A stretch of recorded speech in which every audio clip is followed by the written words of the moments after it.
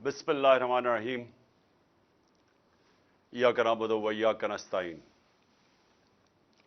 اس وقت لالہ موسیٰ اور جنگ کے اندر جو آپ سب اکٹھے ہوئے ہیں اس ملک کے پاکستانی باشعور شہری، تو میں آپ کے سامنے سب سے پہلے ایک بات رکھنا چاہتا ہوں کہ آج ایک تماشا ہو رہا ہے لندن میں، اور یہ کسی دنیا کے ملک میں اس طرح کا تماشا نہیں ہوتا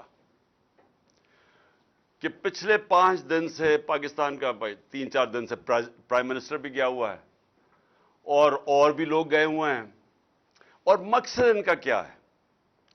وہاں جا کے فیصلہ ہو رہا ہے کہ پاکستان کا آرمی چیف کون بنے گا۔ میں ذرا اپنی ساری قوم کو کہتا ہوں کہ ذرا غور کریں کہ اس ملک کے ساتھ کیا ہو رہا ہے، کہ جو ہماری نیشنل سیکیورٹی کا سب سے اہم عہدہ آرمی چیف کا، اس کا فیصلہ کدھر ہو رہا ہے؟ لندن میں بیٹھ کے۔ فیصلہ کون کر رہے ہیں؟ اس ملک میں ایک کنوکٹڈ آدمی، ایک سزا یافتہ آدمی، ایک مفرور جھوٹ بول کے ملک سے باہر گیا، دوسری دفعہ جھوٹ بول کے ملک سے باہر گیا، وہ فیصلہ کر رہا ہے۔ اس کے ساتھ اور کون ہے؟ اس کے بیٹے ہیں جو اس ملک سے باہر بھاگ کے گئے احتساب سے، ان کے دور میں، نون لیگ کے دور میں۔ اور کیوں گئے؟ کیونکہ وہ جواب نہیں دے سکتے تھے کہ اربوں روپے کی پراپرٹیز ان کی لندن میں کدھر سے آئیں، اور انہوں نے کہا ہم پاکستان کے شہری نہیں ہیں۔ 3 دفعہ پرائم منسٹر کے بیٹے کہتے ہیں ہم لندن کے شہری نہیں ہیں، کیونکہ وہ جواب نہیں دے سکتے کہ اربوں روپے کی وہ حسن نواز، وہ کم از کم 10 ارب روپے کی جو پراپرٹی اس نے لندن میں لی، وہ کدھر سے آئی۔ ساتھ ہے ان کی بیٹی جو پینما میں اس کے نام پہ یہ 4 بڑے بڑے محلات کا انکشاف ہوا تھا، جو سب نے حسین شریف نے کہا کہ الحمدللہ ہمارے ہیں، نواز شریف نے کہا ہمارے ہیں، لیکن یہ نہیں بتا سکتے کہ پیسہ کدھر سے آیا۔ تو وہ وہاں بیٹھے ہوئے ہیں، اسحاق ڈار کے بیٹے وہاں بیٹھے ہوئے ہیں جو کہ ملک سے باہر بھاگے ہوئے ہیں، اور اسحاق ڈار بھی ملک سے باہر بھاگا تھا جب تک NRO نہیں دیا، اور ہینڈلرز نے اس کو یہ یقین دہانی نہیں کی کہ فکر نہ کریں آپ آ جائیں تو آپ کو کوئی نہیں پکڑے گا۔ تو یہ وہ لوگ، اور جس میں پھر شہباز شریف کا بیٹا بیٹھا ہوا ہے، سلمان شہباز، جو احتساب سے بھاگا ہوا باہر۔ تو وہ جو اس ملک کے چوروں کا ٹبر ہے، وہ فیصلہ کر رہا ہے اس وقت اس ملک کے مستقبل کا۔ تو میں یہ اپنی ساری قوم کو یہ بتانا چاہتا ہوں کہ یہ کسی دنیا کے مہذب معاشرے میں یہ تصور بھی نہیں کوئی کر سکتا کہ یہ ہوگا کہ ملک کے اہم فیصلے ملک کے باہر ہوں اور وہ لوگ کریں جو 30 سال سے ملک کے پیسہ چوری کر کے باہر لے کے جا رہے ہیں۔ اور میں دوسری بات کہ شہباز شریف کے اوپر ایک اخبار کے اوپر اس نے ہرجانہ کیا کہ میری توہین کی گئی ہے، اور اس نے جا کے عدالت میں چلا گیا۔ اب شہباز شریف کو نہیں پتا تھا کہ برطانیہ کی عدالتیں کیوں، ونسٹن چرچل ان کے جو بڑا اسٹیٹسمین تھا، اس نے کیوں کہا جب برطانیہ ہٹلر کی دوسری جنگ عظیم میں جب تباہ کر رہے تھے برطانیہ کو، تو اس نے کیوں کہا، اس نے جب کسی نے پوچھا ہم بچ جائیں گے، اس نے کہا کیا ہماری عدالتیں انصاف دے رہی ہیں؟ تو انہوں نے کہا جی دے رہی ہیں۔ تو انہوں نے کہا کوئی دنیا کی طاقت ہمیں نہیں ہرا سکتی۔ ان کی عدالتوں کے اندر یہ چلا گیا شہباز شریف، اور اب انہوں نے 8 یا 9 دسمبر کو اس کو بلا لیا، اس سے جواب مانگے ہیں۔ اب شہباز شریف کو غلط فہمی ہوئی ہے کہ ٹیلی فون اٹھا کے تو جج کو کہہ کے جی بے نظیر کو 3 نہیں 5 سال سزا دینا ہے، اس کے جو ماضی میں بریف کیس پکڑ کے کوئٹہ بینک پہ جانے والا، بینچ کو خریدنے والا، اس کو یہ نہیں پتا کہ وہ کدھر پھنس گیا جا کے۔ اور ان کے لیے سب سے بڑا اب یہ چیلنج ہوگا شہباز شریف کے لیے کہ عدالت میں اب انہوں نے بتانا پڑے گا کہ کیا جو اس نے الزامات لگائے، اور اس نے بڑے، جو ان کا اخبار ڈیلی میل ہے، بڑے سنگین الزامات لگائے ہیں اس کی چوری کے اوپر۔ تو یہ میں صرف آپ کو اب بتانا چاہتا ہوں، یہ ہے فرق۔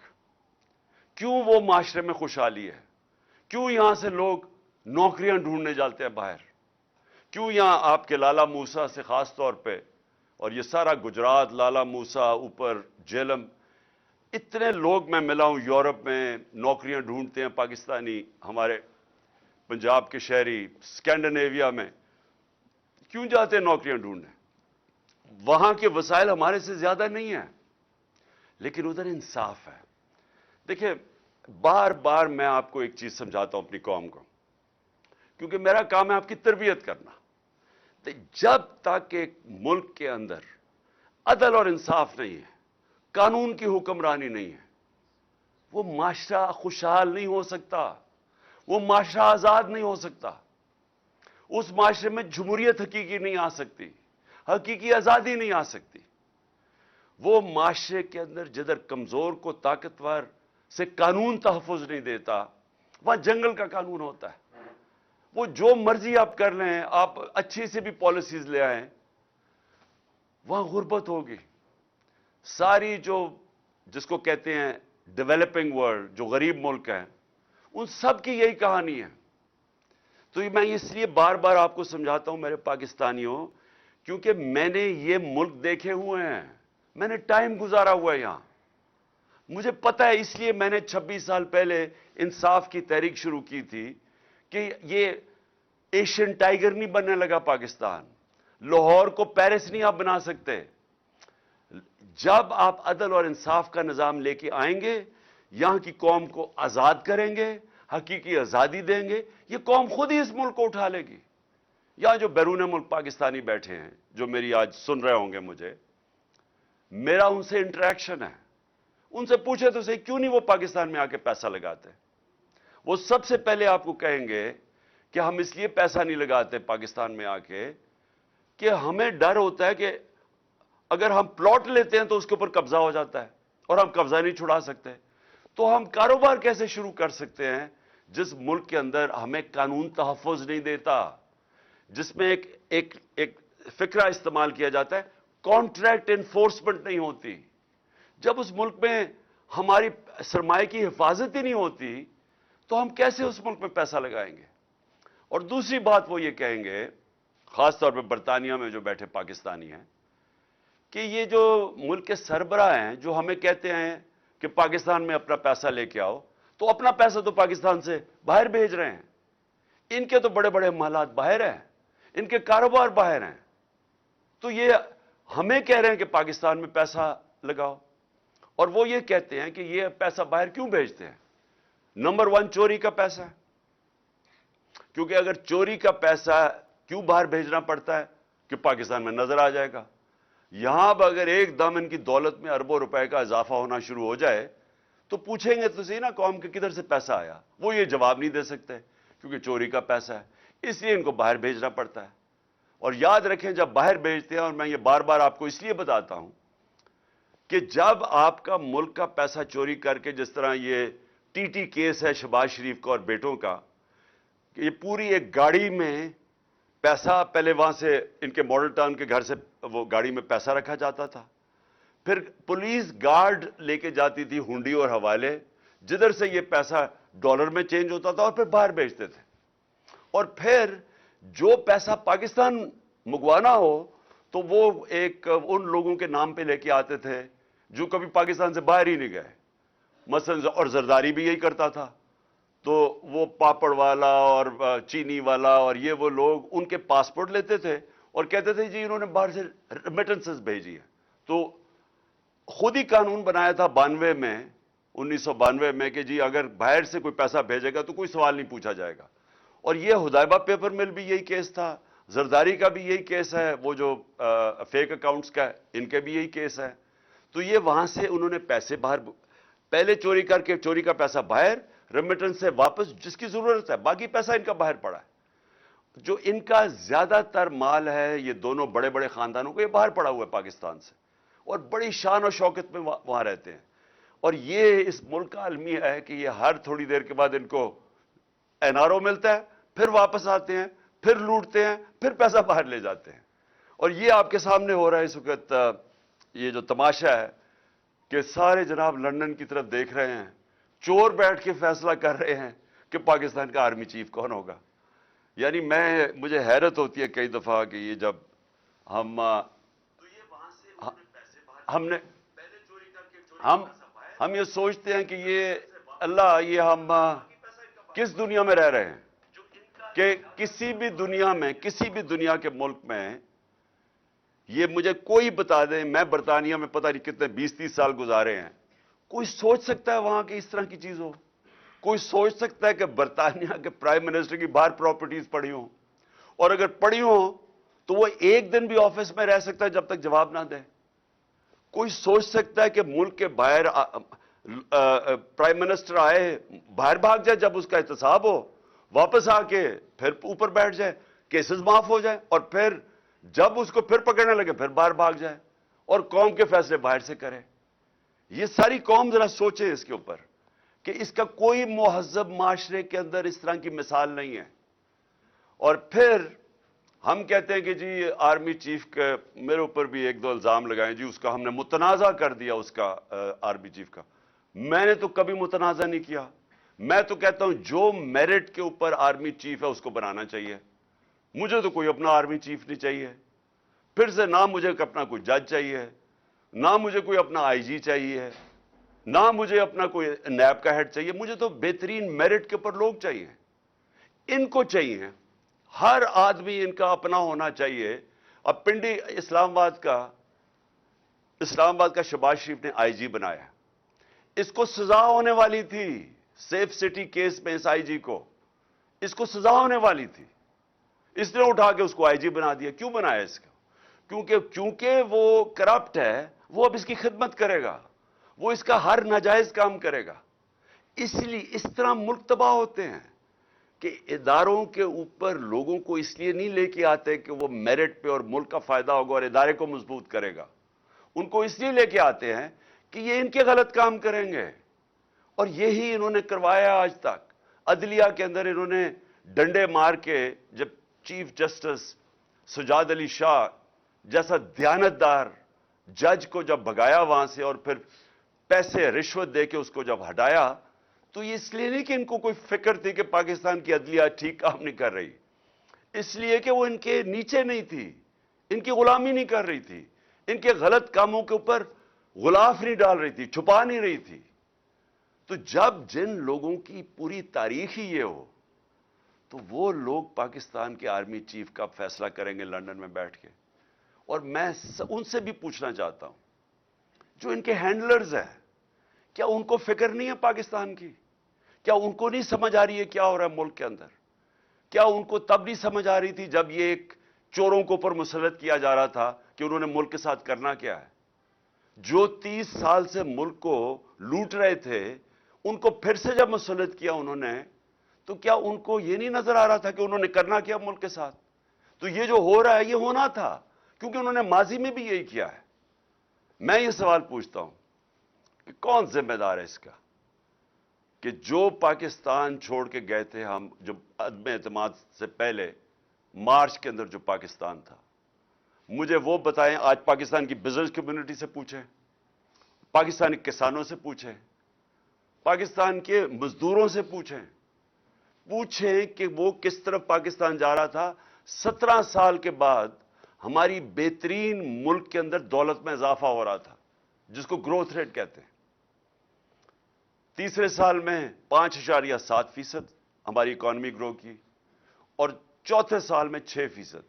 اور انشاءاللہ اگر ہمیں یہ سازش کے تحت نہ ہٹاتے ہم نے 7% پہ جانا تھا۔ جو تیل کا تھا، جو اصل ہمیں جھٹکا پڑا تھا تیل کی قیمتیں تو نیچے آ گئی ہیں، تو ہم نے جو اپنے لوگوں کو مہنگے ڈیزل اور پیٹرول سے بچایا تھا سبسیڈائز کر کے، وہ ہم یہی سوچ رہے تھے کہ ہم روس سے سستا تیل لیں گے، اور دوسری چیز ہم اور چیزوں سے پیسہ نکال کے، یعنی اور اپنی ڈیولپمنٹ فنڈ سے پیسہ عوام کو سبسیڈائز کریں گے تاکہ بوجھ نہ پڑے عوام پہ، تاکہ مہنگائی نہ ہم روک کے رکھیں۔ انہوں نے آتے ساتھ ہی پہلے تو انہوں نے مہنگائی آسمانوں پہ چلی گئی، ہماری 15 سے 16 تک گئی ہے ہماری مہنگائی ہمارے دور میں، اور انہوں نے شور مچایا ہوا تھا۔ یہاں 27% ہے آج مہنگائی، 50 سال کے بعد سب سے زیادہ مہنگائی ہے آج پاکستان میں۔ اور انہوں نے ان کی وجہ سے، کیونکہ یہ اکانومی نہیں ہینڈل کر سکے. آج روپیہ ان کے دور میں تقریباً 39 روپیہ گرا ہے، 49 روپیہ ڈالر مہنگا ہوا ہے. ان کے دور کے اندر آج پٹرول ڈیزل کی قیمتیں کدھر ہیں؟ ہمارے دور میں کدھر تھی؟ ان کے دور میں بجلی کی قیمت آج کدھر گئی ہے؟ جو آج لوگوں سے پوچھیں کہ جو ان کو بجلی کے بل آ رہے ہیں. ابھی جو گیس کی شارٹیج آنے والی ہے اور جو گیس کی قیمتیں ہیں یہ سردیوں میں، ان کے دور میں آج دیکھنا اب کدھر آ رہی ہیں، جو انہوں نے IMF سے مان چکے ہیں. تو میں سوال یہ ہے کہ ہمارے دور میں بھی IMF تھا، ہمارے دور میں بھی کورونا کی وجہ سے مہنگائی تھی، عالمی مہنگائی تھی. لیکن وہ دور دیکھ لیں مارچ کا اور یہ آج دیکھ لیں، 6 مہینے میں یہ ملک کدھر پہنچا ہے. آج وہ موٹر سائیکل مینوفیکچرر سے پوچھ لیں کہ ان کا کیا حال ہوا ہے. آج وہ موٹر والوں کتنی کاریں بک رہی ہیں، وہ آج دیکھ لیں کیا حال ہوا ہے.